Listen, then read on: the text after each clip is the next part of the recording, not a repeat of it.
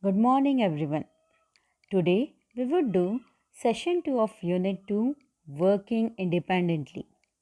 Children, time to time we have been taught we have to cooperate with others and have to work as a team and family, as we are social animals and depend on each other. This quality of having team spirit is very good.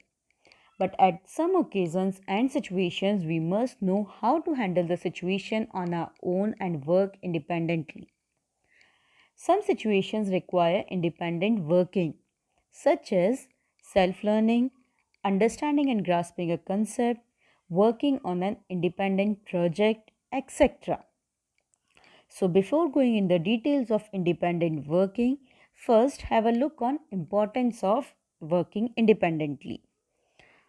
The first is you take full responsibility of the work.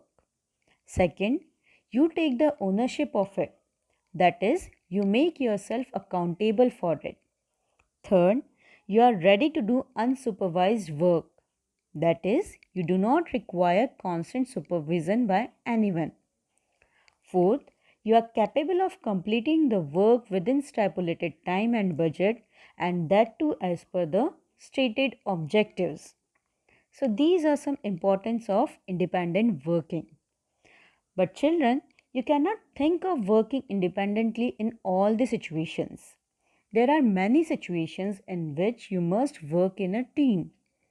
On the same, all the situations are not fit for teamwork. So you should have both the qualities team spirit and independent working so that you excel in life. In this chapter, we would learn what should be our working style and action planning as an independent worker. But before that, let's see advantages of independent working. The first is you do not depend on anyone else for your work. You are your own boss and you can decide what to do and when to do. Second is you can work at your own pace as per your own working style. As you are working alone, you can have your own speed. You do not have to depend on others. Third, it is easier to focus or concentrate as there are no conflicts or disagreements. Because again, you are working alone, there is no chance of any disagreement or conflict. Since there are no interactions and meetings, you are able to accomplish the task faster. Fifth is, if you succeed, you get the full credit. Similarly, if you fail, the full blame is on you. So, these were some of the advantages of independent working. Now, move to the next topic, work style for independent working. In order to be successful independent worker, one must develop a work style that imbibe the following things. The first is be own supervisor, critic and guide. For working independently, you should be aware of yourself, your strengths, your weaknesses, your abilities and interests so that you can use these as and when required and take advantage. For example, if you have got some artistic work to do and you are good at art and craft, you can make use of this strength and improve your work. Second is clear about your objectives. You should be clear about objective of your work. You should clearly know what exactly you want and what is your final objective. Secondly, you should be clear what you need to do to achieve your objective. Along with the objective that you want to achieve, you should also know what you need to do your achieve objective. That is how you are going to achieve your objective. So, two things should be clear. The first is your objective and second how you would achieve your objective. Third is take initiatives. You should be able to take required initiatives by yourself. Because you yourself is responsible for the task, you should take initiative at proper time. Fourth, full commitment. You should be fully committed to complete your work in time. You should not leave or quit the work on halfway. Fifth, maintain work life balance. As an independent worker, there is no one to instruct you. So you must decide yourself right speed of your work so that the work is committed should complete on time and in the right way. Also, you should keep a balance in your work life and personal life without harming anyone. Sixth, takes constructive ownership of mistakes and errors. As an independent worker, you are responsible and own your mistakes without any excuses. You cannot blame anyone. As mistakes happen in all types of work, we should take our mistakes in constructive way and do corrective actions to rectify them. Seventh, good at stress management. As an independent worker, you should handle all types of stress arising out of challenges and expectation of work effectively. You should take care negativity, negative emotions or self-doubt does not overpower you and keeps all the type of stress away. So this is the work style of an independent worker. Now we would move to the next topic, that is action planning. An independent worker plan his action so that the task is completed in desired way and he can keep track of progress of his work. The action plan of an independent worker includes the following steps. The first is goal setting. The independent worker first set the goals to achieve short-term objectives, medium-term objectives and long-term objectives, keeping in mind requirements and inputs available to obtain the desired output. Second step is planning. It is the second step in which action plan is prepared to achieve short-term, medium-term and long-term objectives. In this step, the task is divided into smaller tasks and schedule and plan action plan for these smaller tasks. So first step is setting the goals. Second is making a plan to achieve these goals. Third step is timeline. In this step, timeline for the task is set. Various milestones are set for different subtasks. These milestones are arranged in chronological order, which is called as the timeline of the project. Fourth step is time management. It means setting and allocating time to individual subtasks depending on their independency and importance. The priority of subtask is set. Then the subtasks that can be done independently are identified from the tasks which depend on others. Keeping dependency and priority of task in mind, time slots are allocated so that the subtask and ultimately the task are completed on time. So these are the four steps for action planning of an independent worker. The first is setting the goal. Second, planning the action plan. Third, setting the timeline for the project. And fourth, time management, that is allocating time to different subtasks. Now, we'll move to the qualities for independent working. There are some qualities which every independent worker should have.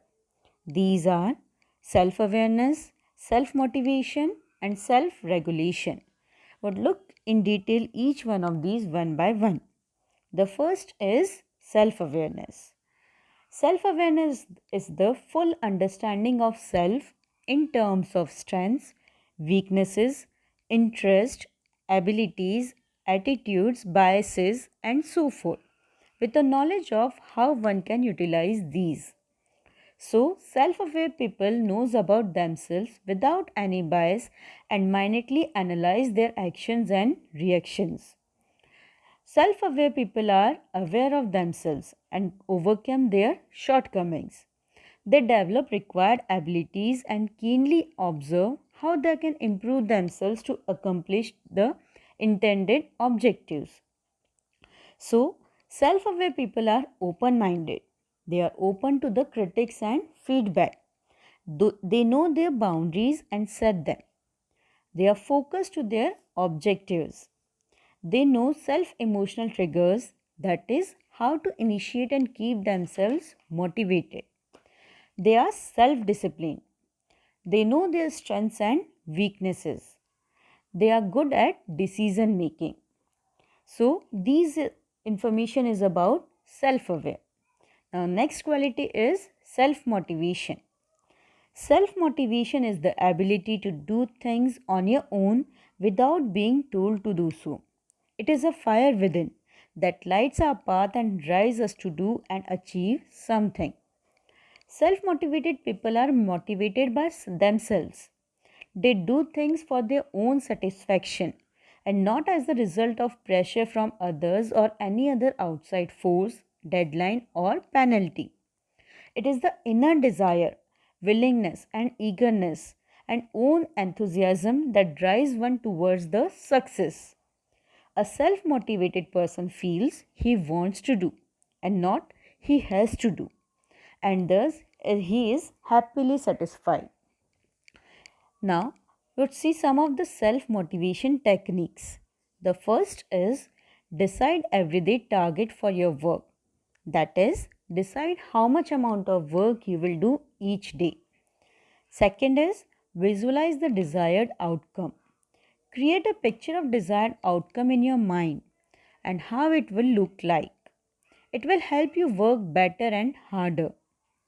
Third, play up to your strengths and interest. That is, first do the things you are proficient in and can do better. That is your strengths. Or you enjoy to do. That is your interest. So that once these things are done, you get confidence.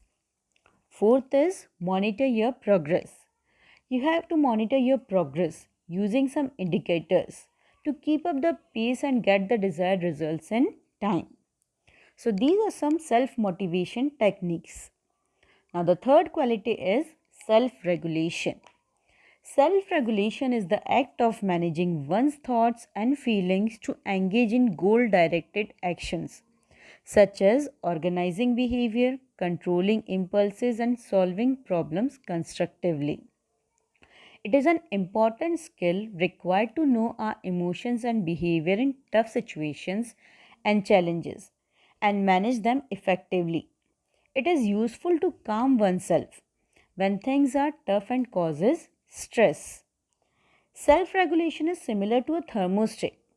As in thermostat, when temperature changes from normal temperature, either it increases above the normal point or it decreases from the normal point, thermostat takes necessary actions to bring the deviated temperature back to the set normal point. Similarly, self regulation regulates our emotions and attitudes and expectations in a situation when one is not feeling and behaving normally.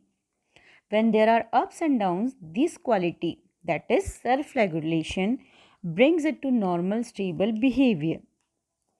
Now, we would see components of self regulation. The first is emotion regulation. One should be aware of his own emotions and behavior and should be able to regulate his emotions. Second is willpower. One should have willpower and willingness to regulate oneself. Third is effortful control. One should put enough efforts to regulate himself and his behavior. Fourth is self control. One should exercise the self control. Self control is related to self regulation only, but it is different from it.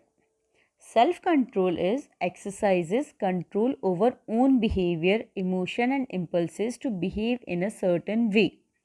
On the other hand, self regulation comes into play when the emotions and behavior deviate from the normal in some challenging or situations. It regulates and brings it to the normal condition using self control. So, these were the components of self regulation. I hope you understood about what is independent working, what are its advantages, work style and qualities of independent worker. Now I am giving you PDF of this chapter. So read the chapter and write the question answers in your copy. The answers are marked in the PDF.